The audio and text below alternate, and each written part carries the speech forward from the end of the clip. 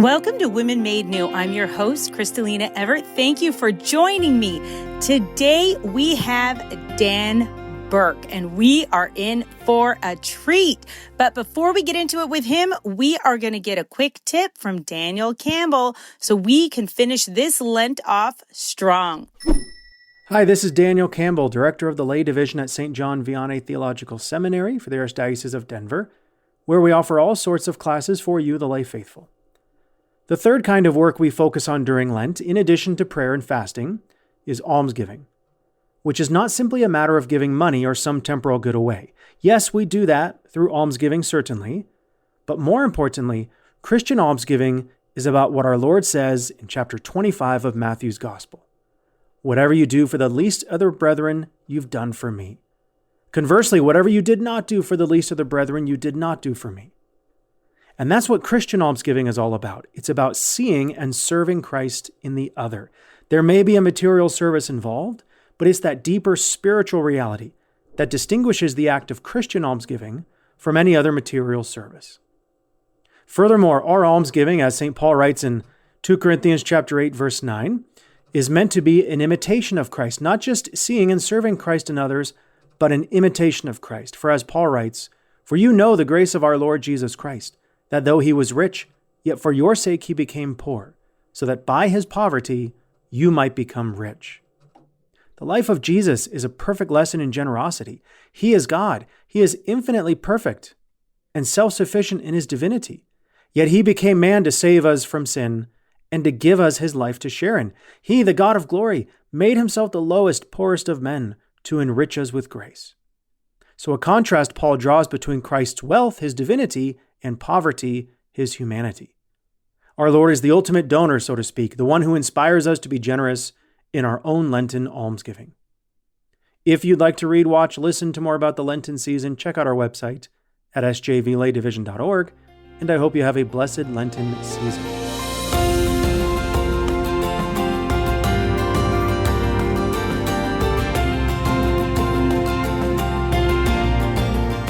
Welcome to Women Made New. I'm your host, Crystalina Everett. Thank you for joining me.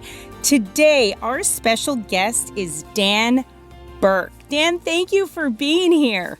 It's great to be with you. So I recently have been trying to just dive in to the interior castle of St. Teresa of Avila, who's one of the doctors of the church. And then I stumbled upon your book, which has absolutely been so life-changing for me in understanding the interior castle. And the book that I am talking about is The Devil in the Castle, St. Teresa of Avila, Spiritual Warfare and the Progress of the Soul. And the way you wrote this book and you broke down every room of the castle and how to get there and our enemies was so well done. So can you please tell me and just get into it for my listeners, what inspired you to do this book? Yeah, it's a funny story. I mean, well, some of it's dark and some of it's humorous, but I grew up in an abusive situation when I was young in my home. My mother was involved in the occult, and so I had exposure to real demonic activity very young, which was pretty terrifying. But that was kind of preparatory for me, and what I ended up doing later, which was working with an exorcist and assisting in exorcisms. My wife and I both did that for a period. And then that led to deliverance ministry work, which she's still in, and I'm not.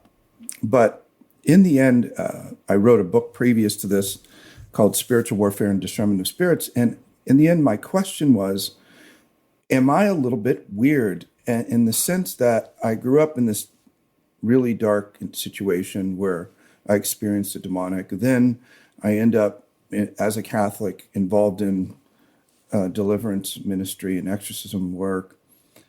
Do I talk too much about the devil? Do I, because of my upbringing and because of everything, do I see him in too many places, more than he really is? And so I set out to explore St. Teresa of Avila because she's my confirmation saint.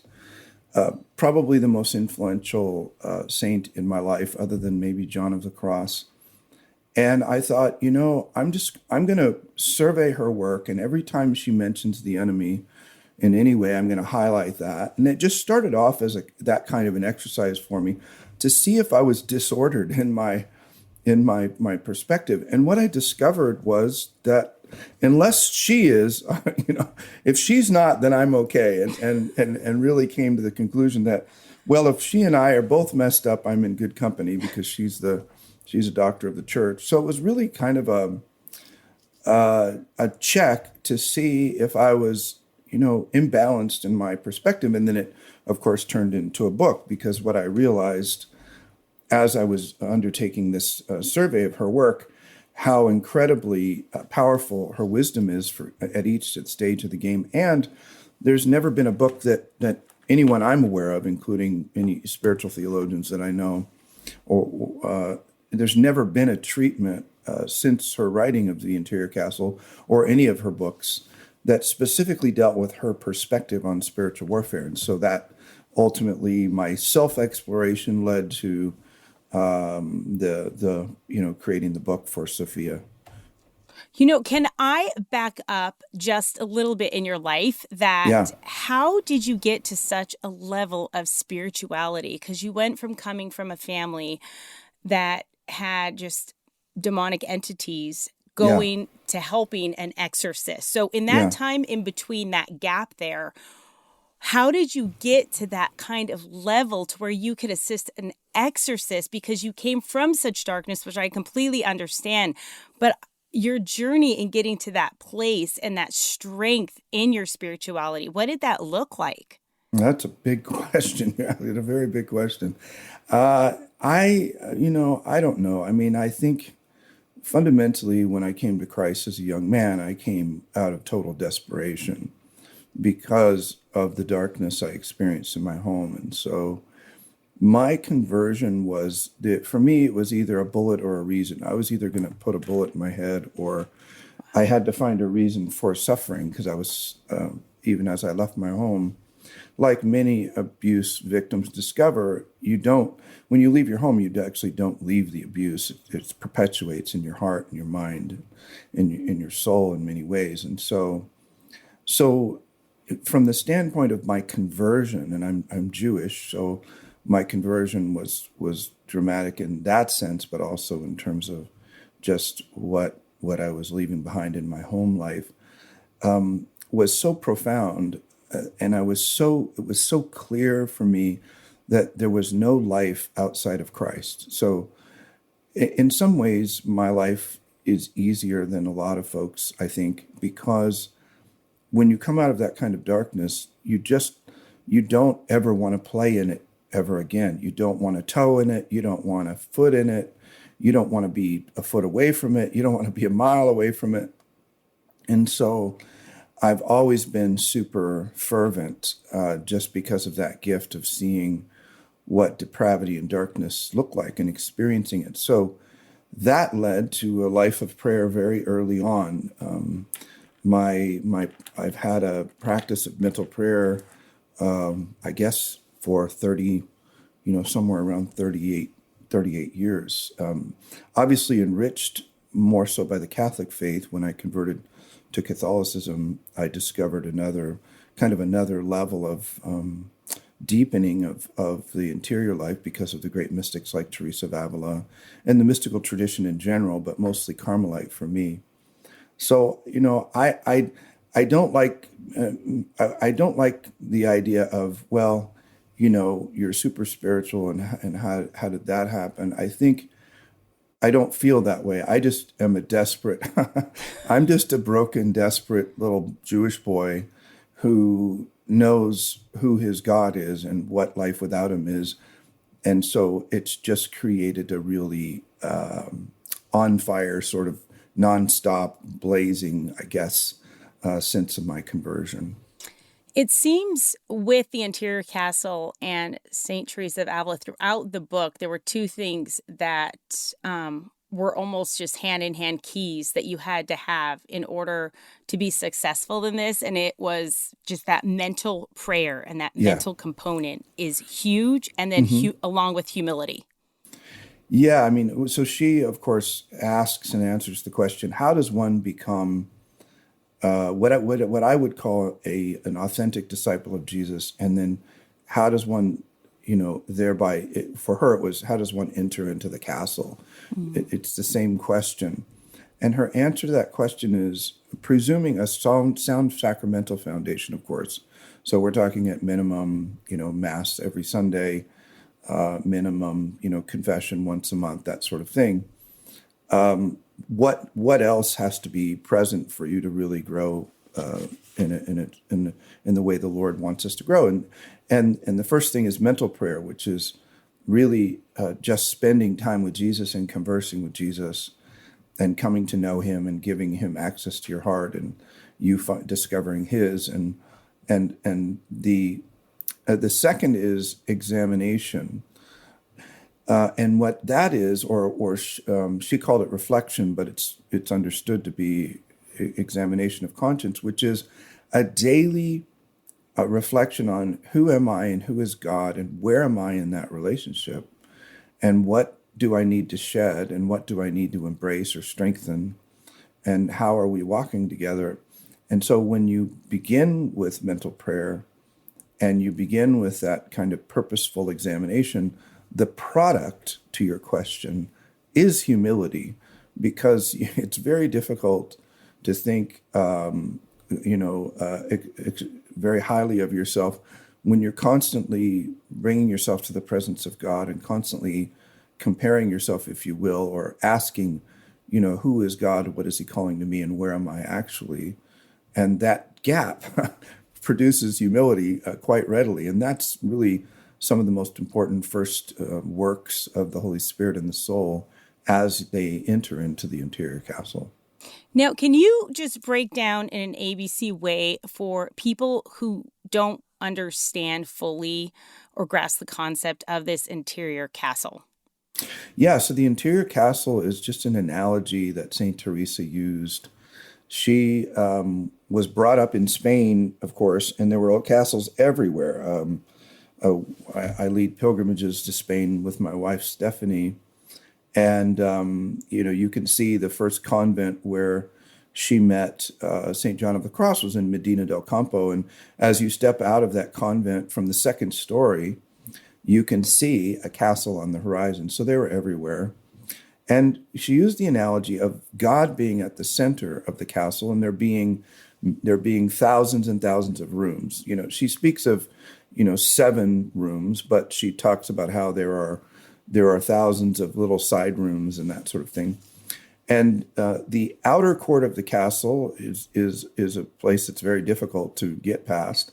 But once you get into the castle and you begin moving through these rooms, in each room, there's a kind of maturity that is developing, that the Lord is working in the soul.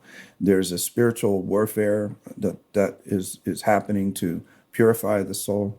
And then the soul is to continue ever more deeply into the castle, which means closer to Jesus and further away from sin. So that's the analogy that she gifted to the church through the castle. Now, the little rooms on the side, because I didn't realize that. What are those? Well, they're just nothing more than unique passageways that, Crystalina has, you have particular things that you need to be purified of that are unique to you.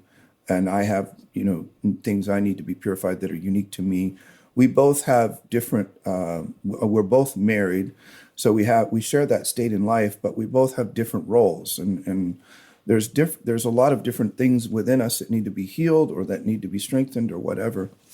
And so these little rooms are just places where we meet the Lord in a particular way for the sake of our spiritual maturity. Now, it seems like the battle with the evil one is pretty consistent and fierce throughout. And I think there's this misconception that the closer you get to God, or you're just being a good Catholic or a good Christian, that is going to cease to exist a little bit in your life. And Right. if anything, and I know if anyone knows, it's like he doesn't stop hounding you. He doesn't leave you alone. And it seems like the closer you get to God, the more he wants to pull you away from that. So it gets more fierce, if anything, in that battle. Well, I would say there is a fluctuation. So the most fierce probably is when a person decides, you know what, I'm going to start to pray. I say that I love Jesus, but I obviously don't spend much time talking to him, and that needs to change. So I'm going to start to pray, and I'm going to start doing a daily examine or something. When somebody decides to do that, the demons in the outer court, as Saint Teresa of Avila describes it. So the outer court meaning, you have so usually in medieval cities, you'd have the outer walls, which are the walls that are outside the city. And then you'd have an inner set of walls that are around the interior castle where the royalty would be. And so there's an outer court in that inner wall. And once you decide to enter into that realm, they know they're in trouble, because once Crystalina is praying, they're in trouble, because if she succeeds in continuing in that prayer, then not only will she become holy, but she's going to bring many others with her. So you will be changed, and the world will change around you. That's the normal Christian life. So they really put on a full court press out there to try to get you to turn back to hobbies you were interested, old relationships you should have left behind, habitual sins, and inflaming areas of weakness in the realm of virtue and that sort of thing.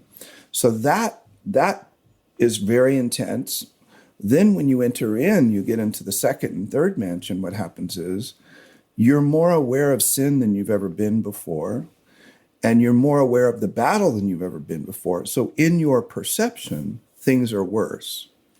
They actually they're actually better, because now you're fighting, if that makes any sense. But it is hard, and there's no doubt about that. To the point of, does it ever relent? It actually does, but not much. But what happens is the enemy changes his tactics over and over. But as we shed attachments, the enemy's power over us, whether or not he's continuing to assault us is a different thing, but his power over us to get us to sin or to separate us from God or one another begins to diminish. But his tactics change from, tempting us, as an example, to very carnal things. If you think about the worst kinds of things like pornography or whatever, early on in the castle. Later on, what he's going to try to do is tempt us to do more good than we should. As a mom or a dad, the enemy is always trying to get us to do more good things outside of the family, so we ignore our kids inside of the family. And then he can affect them toward darkness. So, but it is true. So what you said is true in one sense, in that there's a deepening intensity early on. Then there's a changing of tactics, so he remains there. But when you get to the sixth or seventh mansion, and particularly the seventh, which is the highest level, there is less, because the enemy has less power over you. He may continue to try to, assault you. His attacks are easier for us to deal with, if that makes sense. So he's going to always work just as hard, as you've noted, to take us out. But how we experience that power or the leverage he might have over us, it gets easier to fight him and easier to win, even though he continues his assaults, if that makes sense. Oh, absolutely. And he basically goes stealth almost and camouflages the good when it could really be something bad for you. But we just have to stay in tune with our prayer life, our mental prayer, and in the state of grace. And those are things we'll be able to recognize along with Jesus helping us. But it's really having that relationship with Jesus on a day-to-day basis and building and growing that and understanding he's not a box you leave at church on Sunday, that he's someone that you bring in your daily life. And a lot of people treat Jesus as like the go-to, as like the fire extinguisher, in their life when things get out of hand or out of their control. It's like they almost break that and then pull the Jesus card out and start praying because they're scared or overwhelmed. But a lot of people I see are are really trying to embrace this relationship, and they have a lot of sin and wounds. They're confused. There's a lot of different teachings out there surrounding our spirituality. So I see it happening, but there is a lot of confusion, and they want direction, but good Yeah. direction, right? And they're so vulnerable. And I know those times when you're vulnerable, I've experienced that, where you really want the good. You want God's will in your life, but you can't seem to find the right avenue to do that because the avenues you're going down aren't quite right. And it's dangerous. Yeah, I mean, I'm glad you said that. There is a lot of junk out there. There's Catholic mindfulness is an attempt to integrate Buddhism with Catholicism. You have centering prayer, which is, based on non-Christian Eastern spirituality, things by Richard Rohr and folks like that. But if we stick to the doctors of the church, if we stick to the central teachings of the church, this catechism, actually 20% of the modern catechism is on prayer. And it's one of the best things about the modern catechism is its teaching on prayer, which is extraordinary. And then we have great authors in our time, like Father Jacques Philippe, Dr. Anthony Lillis, who was the co-founder of the Avila Institute along with me. So there's a lot of good resources out there, but we really got to be careful and steer clear of the junk. But the junk has always been there. Teresa of Avila argues in her writings that, people tried to get her to convince that something like centering prayer in her time was actually something they should do. And she got in an argument with them and brought in St. Peter of Alcantara, and he agreed with her. And, so it's always been a battle to the enemy was always looking to deceive us from the outside in. So if we're interested in prayer, he's going to say, okay, well then read this. Here's my recommendation, right? And there's plenty of authors on that side. But if we stay close to the magisterium and to the doctors of the church, then we're gonna be okay. I thought it was really interesting that the first, going over the outer gate and going over the bridge just to enter the castle was baptism. Yeah, right. Well, because the outside of the castle walls, I shouldn't say it that way. And you even have a picture. I love it. I'm so visual. It was great. Yeah, outside of the kingdom walls, I should say, which is the picture you're referring to. I had an artist it's great. Create that for me. But outside of the kingdom walls, of course, is the kingdom of darkness. So inside the kingdom, what's beautiful about being Catholic and our faith is when you're baptized, you're in the kingdom of God. You're in the walls, right? And there is protection. But the problem is if you hang out in between, the first, right on the other side of the door as you get in after your baptism, there's this space between that where you are standing, and then there's over to the outer court of the castle and the interior castle. And a lot of Catholics get stuck in that space, and they're not making progress. And it's really actually very dangerous. It's why St. John, it's why the book of Revelation speaks to us through God already, by the way, not too long after Jesus was resurrected. This is in the first century, already saying, to a church that they had left their first love, or saying to another church that they are neither hot nor cold, and that they're going to be spit out of the Lord's mouth. And so it's really important for us. It's a great grace to be inside the kingdom, but we can't take that grace for granted. I like to liken the standing on the outer edge of the kingdom, near the door to playing around with a lion in a cage. And if you can find some really disturbing videos on YouTube of what happens when people do that, because the enemy is always prowling around, and he's happy to get a hand or a finger or a piece of clothing or whatever he can to pull you out of the kingdom. And he can trick us. What he does often, we know this by the data, just the surveys of the state of the beliefs of people in the church. 70% don't believe in the Eucharist. So we're in the kingdom, but he fools us into thinking, well, we're okay because I'm going to mass every Sunday. I don't kick puppies. I use my turn signal. I kind of vote the right way, whatever. And we don't we don't consider that the Lord is actually calling us to be saints. The only kind of people in heaven are saints. There are no other kinds of people. So, we either become saints in this life or we end up in purgatory or hell if we're not, fighting, learning how to fight these battles and to grow spiritually. Because if you're stuck in that middle area, the enemy just lulls you to sleep and he draws you to the gate, and then he grabs you at the end of your life. We know this from the stories of saints, how difficult the temptation is near the end when we're about ready to meet our final judgment. So we need to learn how to fight and to be strong, and we need to always be progressing.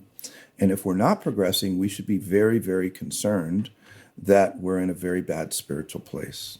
It almost reminds me of The Wizard of Oz. Who hasn't seen The Wizard of Oz, right? And Dorothy and all of her companions see the castle, right? And then Yeah. the witch puts them to sleep when they walk through the poppies. Yeah. And they end up falling asleep, and they're right there.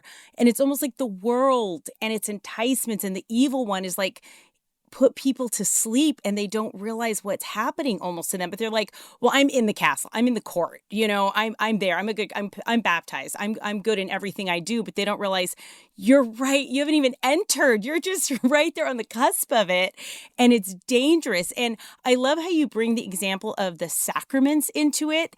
And you say that the soul receives the sacrament of confirmation, which allows entry through the door into the outer court of the castle.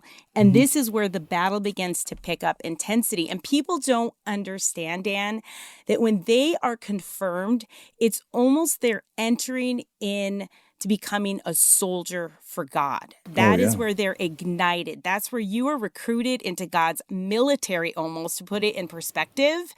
And they don't really understand that. They think, oh, it's just another ritual thing I have to go through. It's just whatever, but it's really serious, because that's where we actually get our weapons that most people don't know how to use or ever used in their life.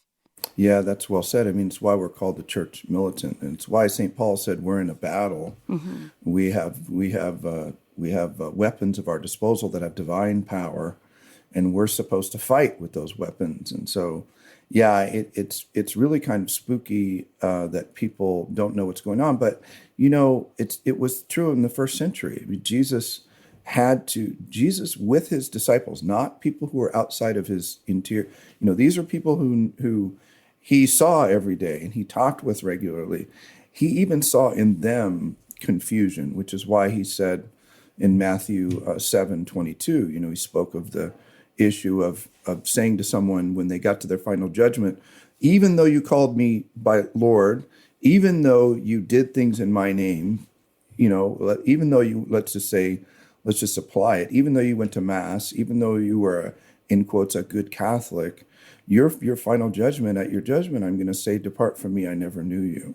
Mm. Now, he uses the same language when he speaks of the parable of the virgins. So you have these virgins, and they properly desire the bridegroom, right? Mm. They know he's coming.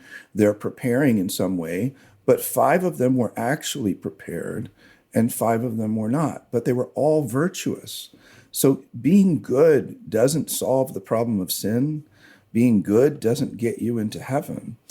Being united with Jesus and his church at the deepest levels does, but you can't assume, unless you are regularly being changed and the world is changing around you, you've got to assume you haven't been through that level of conversion that Jesus is calling us to, and really need to pay attention and ask the question, okay, what am I missing? And what do I need to start reading or studying, or who do I need to start hanging out with, to figure this out? Because I feel when we read those passages, we ought to be shaken and say, okay, where am I? Where is Jesus? Am I truly a disciple the way that, he's calling me to be? Or am I like the rich young ruler? Or am I like one of those soils where he's trying to sow the seed, but, either the worldly concerns or a shallow faith, or the enemy steals away the seeds, whatever. I'm getting lost in the midst, and the most terrifying thing I could ever imagine in experiencing is hearing Jesus say, I don't know you. I'm sorry you can't come in.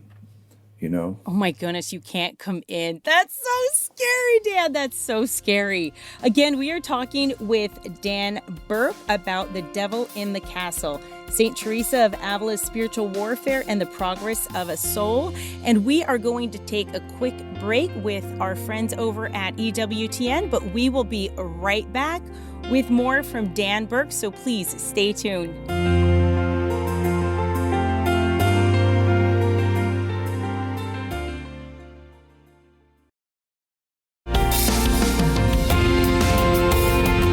Welcome back to Women Made New. I'm your host, Crystalina Everett. Thank you for joining us. And for those just tuning in, I am here talking with Dan Burke about The Devil in the Castle, St. Teresa of Avila's spiritual warfare and the progress of the soul. The way you broke this down in such an ABC way, but it's so spiritually rich, and it breaks it down for the person that really wants to grasp this, and someone like me who needed to be challenged in certain ways in my spirituality. And St. Teresa of Avila, it's a lot, especially the whole concept of the castle. You really broke it down beautifully, that any person really could pick this book up and understand what is happening, what St. Teresa meant, and each mansion. And each chapter goes through each of the 7 mansions. But what I loved the most about all of this is that at the end of each mansion that you talk about and go through, there is a summary of the battles. And I feel like, Dan, so many people are looking outside for their calling, their relationship with God in a book, in just Instagram or posts or whatever else, but they don't realize everything's actually within us. But they don't know how to go within and shut the world out. Yeah. That's true. I mean, if most of us don't believe in the Eucharist, that's most of and then even a tinier percentage actually practice mental prayer, then most of us aren't really into that deeper kind of relationship where he says, I want to know you. And it's so fascinating in the Gospels. He quotes Old Testament prophets regularly, and he's speaking to the Orthodox, which is really us, that's you and me, because we hold to the magisterium, we believe all the teachings in the church, all of that. And he's saying, I don't want your check boxing. What I want is your heart. I don't want the way he says it, of course, is I don't want your sacrifice. I want your heart. And so, and even in the parable of the unjust servant, where the servant is forgiven this great debt, and then he throttles somebody below him who owes him something, and God says to him, look, you're a wicked servant because you owed so much and I forgave you. And then you don't forgive others. And he said, he called us to this forgiveness that is not just a mental exercise, but a forgiveness of the heart. So he's always calling us into the deeper realities of relationship and the deeper realities of conversion. But we just tend to live on the surface, as you say, and the enemy loves that. I mean, I've been off social media now for, I think, going on 3 years, and for Lent, deleted YouTube off my phone to create even more distance. Now, thankfully I have a group of people who manage all that stuff for me and post things for me and all of that, which is helpful. But it is so powerful to not have a constant, hey, look at me. Hey, pay attention to this. Hey, pay attention to that, which is your phone. The tentacles. Which draws you, as you noted, it draws you out of that interior realm where we have that deeper conversation with God. The enemy's happy, by the way, for you to have any distraction, even distractions to good things, other than God himself. As soon as you start talking with God himself, as soon as you start, spending time with Jesus, he knows you're going to change and the world's going to change around you. So we really have to fight to, practice spiritual reading, practice daily mental prayer. And by the way, if folks are listening and saying, what is mental prayer? I don't even know what that Mm-hmm. is. I have this free series of, wasn't free to me, it was actually expensive to produce, of videos called Into the Deep that folks can find out at spiritualdirection.com/pray, spiritualdirection.com/pray. And it's of course modeled after my book Into the Deep. But mental prayer is just spending time and having conversation with the one who's the most important person in your life, which is God. And it doesn't matter who you are, married, unmarried, religious, or whatever. Jesus, the Blessed Trinity, is the most important person in our lives. And if we don't spend time with him and we don't know him, we will hear, I don't know you, because we've never really entered into a relationship with him. Everything is just surface. You know, you said it twice.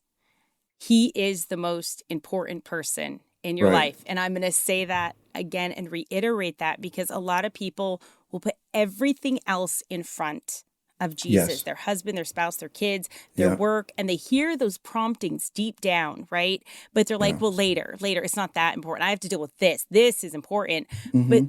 God is the most important. And especially, I feel like those small promptings of the Holy Spirit, because he's always pursuing us, he's always Hmm. after us.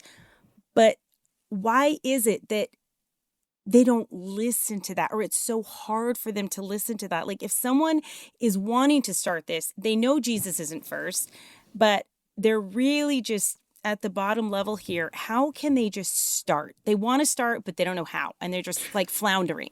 I love that question. It's the exact reason I wrote Into the Deep. I was working with college students, and there are a lot of good books out there on prayer, but I couldn't find one that I thought if I leave this with them, that they would know exactly what to do the next morning when Mm. they get up. So I wrote one that is the goal was when you wake up the next morning and you've read this book, you know exactly how to practice Lectio Divina or a mental prayer. But the most important, there are three really important secrets to mental prayer. First is sacred time, and that is scheduling time every day to meet him and giving him and how consecrating that time to him, giving it to him as much as you say to your spouse, if Jason says, hey, we're going on a date night, I've scheduled it. What would happen if, one time, two times, three times, he scheduled a date night and you showed up and he wasn't there, right? That's going to cause Mm. some serious problems. So what we want to do is say this, no, I'm really going to show up. I'm really going to be there, and I'm going to be there for 15 minutes. And you make that time sacred and you never take it back. You make a solemn commitment to God. And then you write it in ink in your schedule before you schedule anything else in the week. Because if you try to get prayer inserted, if you try to squeeze prayer in, it'll never work. It'll always get squeezed out. But if you say, this is the most important relationship in my life, I'm going to schedule 15 minutes a day, and then everything else gets scheduled after that. Now you're cooking with gas. So that's one, sacred time. The next one is sacred space. And that is creating a place in your home or your apartment or whatever where you can pray every day, where you have icons and things that draw your heart to heaven. It's part of making your body your friend. When you walk into a beautiful place, Crystalina, have you been to the Shrine of the Most Blessed Sacrament in Alabama? You're speaking to my heart. It's my favorite place on earth. I Yeah, could so just, it's the yeah. best. Yeah, and so the reason you reacted that way is because when you enter in there, it draws your heart to heaven. Well, we can create a little environment like that for us, and it can be as little as $50, an icon with a little candle. My first when I was in seminary, my icon was Jesus and Mary and a little candle on a windowsill and a bench, and it was sacred space in that I couldn't use it for anything else. So that's one of the secrets. Can't use it for anything else. And some people say, well, I don't have any room in my house. Well, what about the closet underneath your clothes? And the only thing you can't do is take your candle in there. That's dangerous. But take a little icon with you and camp out under there. Wherever you go, where there's no, I have college students who say, well, I don't have room in my room. One college student had figured it out. She has a prayer tray. Okay. So her sacred space is a tray that she got from the cafeteria. And when it's her time to pray, she pulls out that prayer tray and then she puts it, where her normal time to pray is. See, that's So, commitment. That's oh, I commitment know. right there. So Yeah, I I don't know. want an excuse from anybody now. That's exactly right. I was really impressed by that. And then the third is sacred attention. And that's where the ancient practice of Lectio Divina comes in, where we give our time to the slow, attentive reading of Scripture, and we imagine ourselves in the scene with Jesus, and we can be one of the characters, we can converse, that sort of thing. And I really strongly recommend, if people are struggling with this sort of thing, go watch The Chosen. Now, The Chosen does have issues. There's no doubt about that. It's not perfect, but it's art. I want to tell everyone, it's art. It's not a doctrinal treatise. So every piece of art that has ever been painted that represents God or some truth of God had some error in it. It has been distorted in some way. Even the Pietà, as an example, Mary is way bigger than Jesus in the Pietà. That's why she can have him across her. And he's a grown man, and he's across her legs. But if she stood up, she'd be like 9 feet tall. So every piece of art misrepresents the truth in some way because it emphasizes the truth in another. So the criticisms I just blow off as, you're trying to criticize it as a doctrinal treatise. But the power of The Chosen is it gives you a holy imagination for what it would have been like to walk side by side with Jesus. Now, we shouldn't take it as if it's the gospel. We should actually, get those holy images in our head and go to the gospels themselves and allow that to help us to see Jesus and to experience Jesus in the gospels. And as we do that, then we begin to really understand who he is. I'm rambling a bit, but John of the Cross said, look, if you want to know the short way to becoming a saint, come to know Jesus in Scripture, emulate him, you're going to fall in love with him, and then he's going to walk with you to heaven. But we have to give him time every day.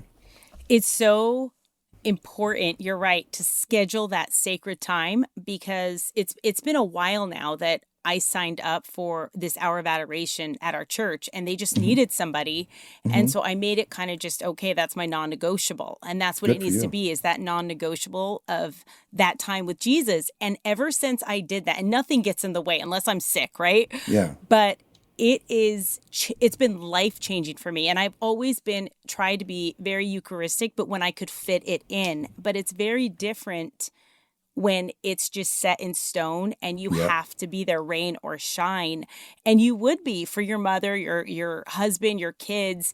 And Jesus is no less, but even more important. And so I would and it's a challenge almost, and it is difficult at first, but then it becomes this routine and you look forward to it. I so look forward to my time with Jesus that nothing will interrupt that hour I get with him every week. And I feel so lucky now, but it just takes little steps at a time. Just like it takes little steps and compromises to sin, it takes little steps at a time and baby steps just to get closer to Jesus, to where you're crawling, you're walking, and then you're flying, right? And running. Amen.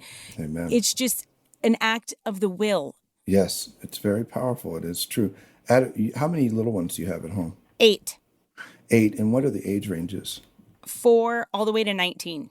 So I knew that. I just wanted people to hear that even a woman with 8 from 4 to 19 gets her holy hour in. Now, I'm always way more like, if there's any one group of people that I'm more, lenient, or I don't like to push too much, it's moms, with the situation like what you have, because it's so unpredictable and difficult. But does Jason then take the helm when you're off at adoration? That is a time where I have all of my children are in school. Okay. During the day and that Okay. hour. And Okay. that's how I'm doing it. But my Okay. 4-year-old, even in that little program I have him in, that's the time that I go to adoration when he is in there. great. So there's That's great. when there's a will, there's a way. And especially is. with moms, I have to say, there's something in moms and a thread in us I like to call mom strong, that is a grace from God that no matter what is going on, we show up. Even if we're sick and vomiting ourselves, Dan, and we have a fever, if we know our kids are sick and they're vomiting, we kind of just die to ourselves no matter how much it may hurt or what's going on, and we go help our children. We take care of them. We get them that Tylenol, that Sprite, or whatever they need regardless, and we put ourselves aside and we push through it. And that same thing has to apply with our relationship with Jesus. We can be as strong as we want, but we have to work the muscle, flex that muscle. And it's been difficult. And there are things that have tried to pull me away. But when you are set and it's a non-negotiable, it's done. And that's it. And you have to decide. And like I said, we're self-willed, and there's a will, there's a way. You get a tray, you put a cross on it, and you pray like that young woman. I mean, there is a way. And I love in your book that you talk about no zones. That was huge for me. And I never thought of that, but especially because we're talking about moms, and there's so many temptations to get angry and lose your temper and be overwhelmed, especially in big families. But even just today in our society, or certain things going on in the church or around us, it's just like, okay, what is a trigger? Where is the devil getting you? And where is that no zone? Can you explain to my listeners the no zone? Because that can even help someone in this, if they're in just like the early stages of this, help them get and cross over, because that no zone may be that barrier from them and Jesus.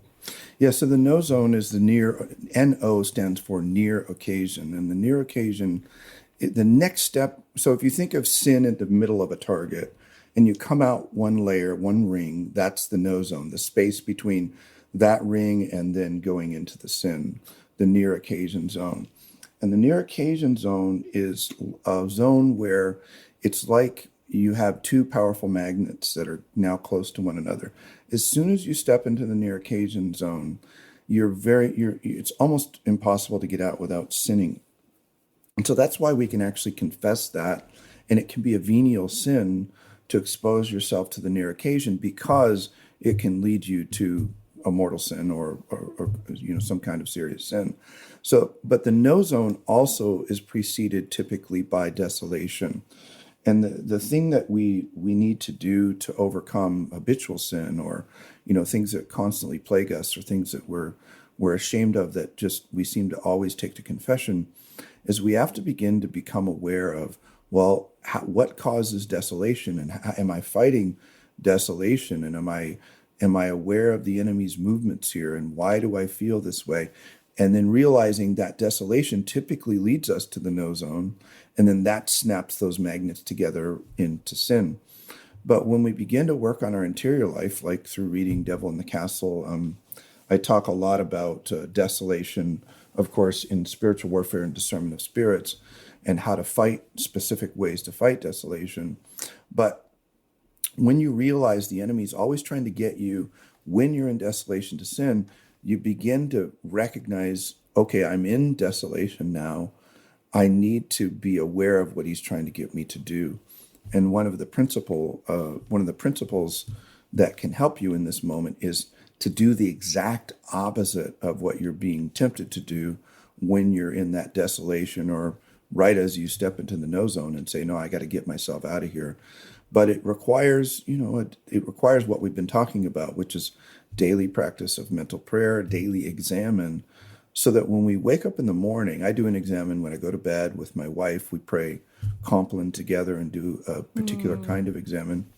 And then when I wake up in the morning, I look at my rule of life, which is or what I call my plan of love, which has all of my spiritual disciplines, and then also my virtues virtues that I'm pursuing, or vices I'm seeking to overcome, which are usually two sides of the same coin, and I become awake in that morning, every morning, to what is it God's calling me to do? What am I committed to?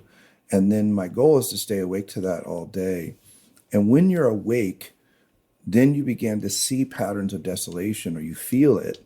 And instead of becoming a victim to it, you become aware of it and you start to fight. And that's what the Lord wants. And then when we're fighting, what we're doing is we're saying no to the enemy, no to the flesh, and yes to God. And of course, as you know, then the graces that flow to your heart and mind give you strength to fight. So you have mom strength times 10 when you join that with God's strength, and then you're able to stay out of that near occasion zone, which is so dangerous. You know, this book has really made me look at myself, and the plan of love that you just mentioned is so huge in someone's spiritual life and their growth. But we're already coming to an end of this hour, and I have so many more questions. But I want to make sure to give you time for your resources because they're so good. And you even talk about in this book, and I wanted to ask you about if you're struggling habitually with any kind of sin, there is a course at I don't want to butcher it. Yeah. So it's apostoliva.org. Okay. It's our community. We're worldwide, and it's apostolivae.org. And we have free resources on overcoming. I have a course on overcoming habitual sin in there, and even there's a habitual sin worksheet and identifying the no zone and all those things you need to know. But there's also free courses on mental prayer, and of course there's a whole community of people just like you, Crystalina, who are all in for the Lord and striving to help one another. So that's a great resource.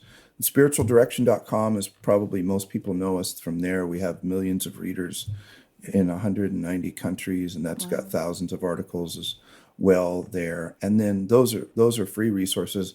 The last one is the Avila Institute, which is avila-institute.org, is where we have graduate studies in spiritual theology. We do priestly formation for 85 dioceses, and then we have laity from all over the world taking courses there, both in the graduate level or just for personal enrichment. So we have an unending well of resources for folks if they're ready. If they've listened to this broadcast and are saying, "Yeah, I need a jump start, or I need some encouragement," these are some ways that you can get that. And would you say before reading The Devil in the Castle, would they start with Into the Deep? My church is I belong to the women's book group there, which is great. Yeah. I finally just jumped in and did it, and they're going to start Into the Deep actually the beginning of March and watch That's your awesome. videos with it. So I'm so excited to do that. That's awesome. I'm tempted to go ahead, but I'm going to try not to. But there are excellent resources like that. Would you say it'd be better to start with that and then going into The Devil in the Castle? Because it's a lot. Yeah, no, and I'll offer something to you as well, and also to your listeners. If my schedule allows, every parish or group that does the Into the Deep study, I will be happy if, as long as our schedules coincide, to do what we call a drop-in, where I schedule a Zoom call or a Zoom video thing with all of the participants in the group and do a Q&A at the end. So you have that offer. If you guys want to do that at your parish, I'd love to do a drop-in and answer any questions that come up during the study. Woohoo! I'm going to take you up on that offer. Oh, you better believe it. I can't wait. I'm so excited. Thank you so much for this. It has helped me tremendously, and I hope my listeners out there. And please, all of the resources that Dan just mentioned. And you have a radio show on EWTN, don't you? Yeah, it's called Divine Intimacy Radio. Do it with my wife, Stephanie. Yeah. Oh, excellent. And when is that on? It's a couple times on Sundays, and I don't have but folks can find it through spiritualdirection.com. We have the shows recorded there, and I think all that information, or you can go to EWTN.com as well. Excellent. Dan, thank you so much for being here. God bless you and all of the work you do. And I would love to interview you again on Into the Deep once we get through it. So thank you, and God bless you. You too. God bless.